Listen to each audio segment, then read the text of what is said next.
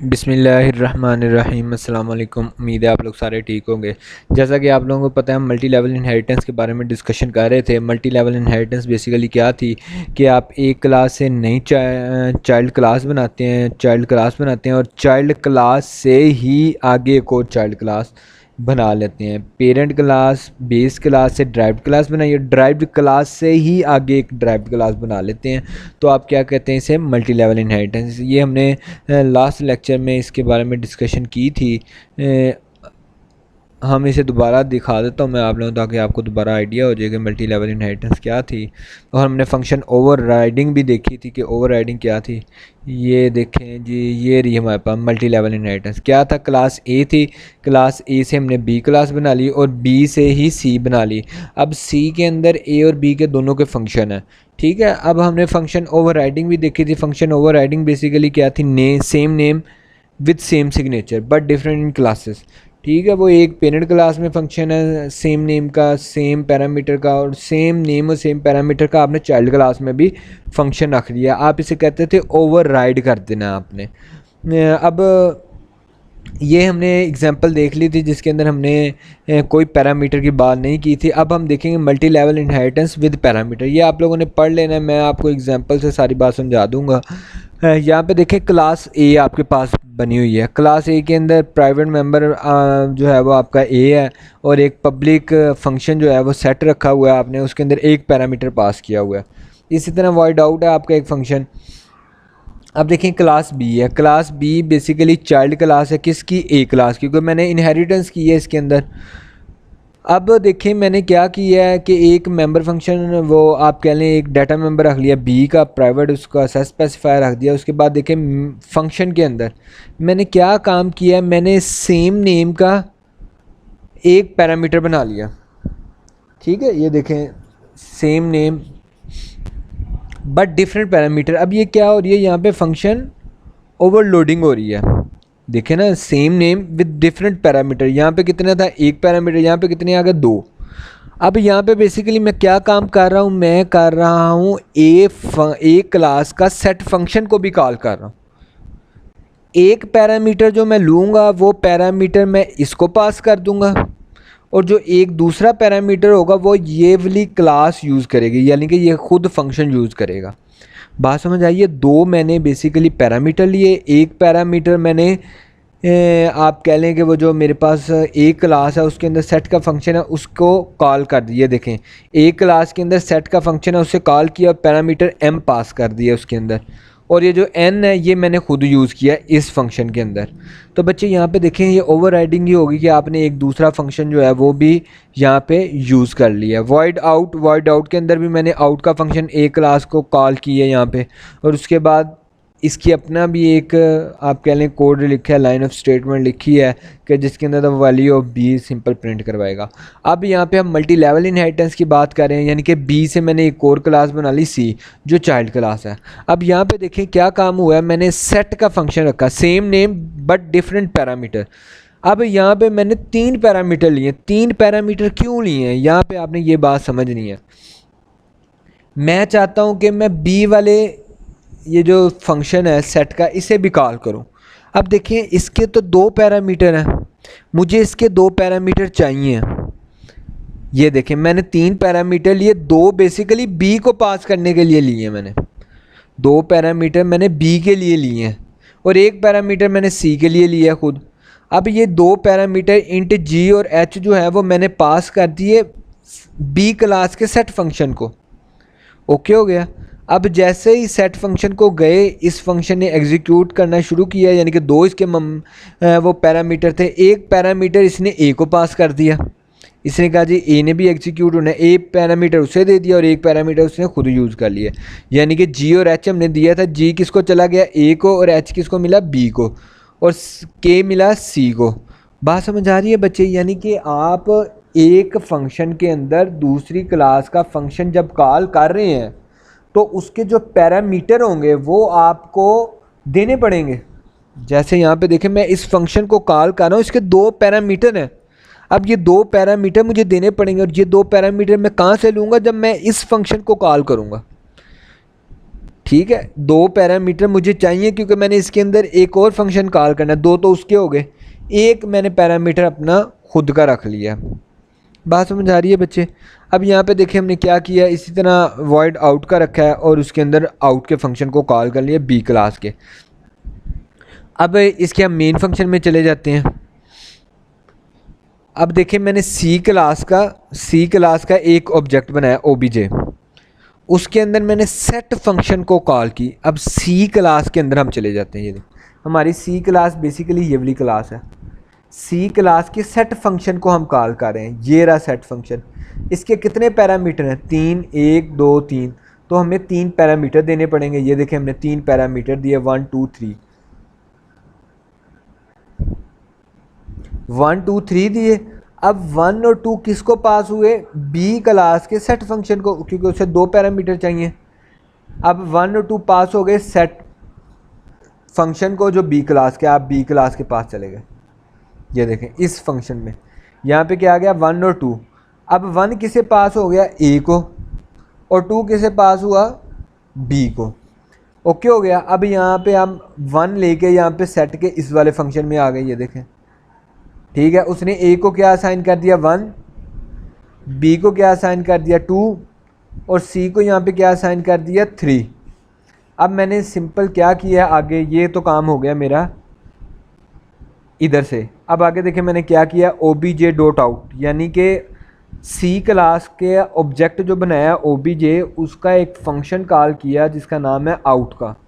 Out के function पे आ जाए, सी क्लास के आउट का फंक्शन, ये देखें ये रहा आउट का फंक्शन।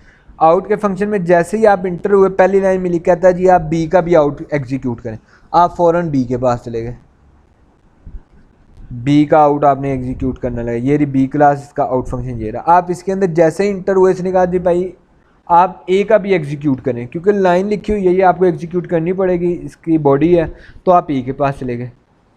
ए का आउट क्या था कि जी आप सिंपल आउट कर दें the value of A is a, जो भी ए की वैल्यू है, ए की वैल्यू क्या थी? 1, वो 1 प्रिंट हो जाएगी यहाँ पे, the value of A is 1। उसके बाद ये लाइन एग्जीक्यूट हुई तो आपने ये वाली लाइन पे आ गए, the value of B is 2, उसने प्रिंट करवा दी क्योंकि 2 यहाँ पे साइन हुआ था, तो आपने 2 प्रिंट करवा दिया। फिर आपका जब ये सारा काम हो गया, फिर आप इसके पास आ गए, द वैल्यू ऑफ सी क्या थी? 3, तो आपने 3 प्रिंट करवा दी। यहाँ पे देखें आउटपुट अगर उसने दिखाई हुई है, आउटपुट नहीं उसने दिखाई, तो इसकी बेसिकली आउटपुट होगी the value of A is 1, the value of B is 2, the value of C is 3। ये सारी आपको यहाँ पे उसने वो आप कह लें कि हाउ अब प्रोग्राम वर्क वो सारा बताया हुआ है जो मैंने आपको भी बताया है।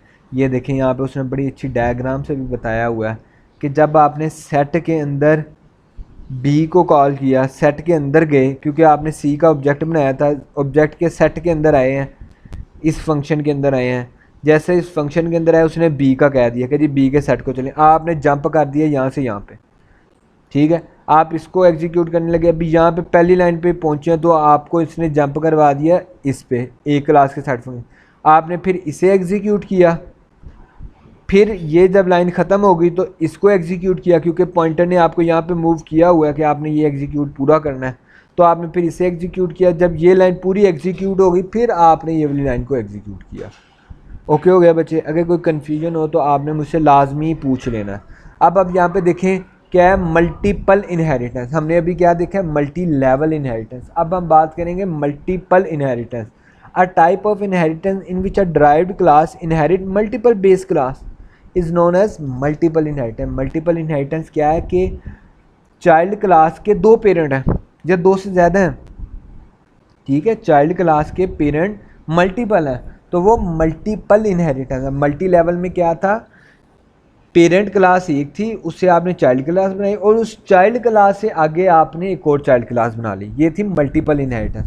मल्टी लेवल इनहेरिटेंस क्या है कि आपके पेरेंट 2 हैं और उससे आपने एक चाइल्ड क्लास बनाई है, 2 कह लें, 3 कह लें, 4 कह लें, जितने भी आपके पेरेंट हैं उनसे आपने एक चाइल्ड क्लास बनाई है, तो ये मल्टीपल इनहेरिटेंस।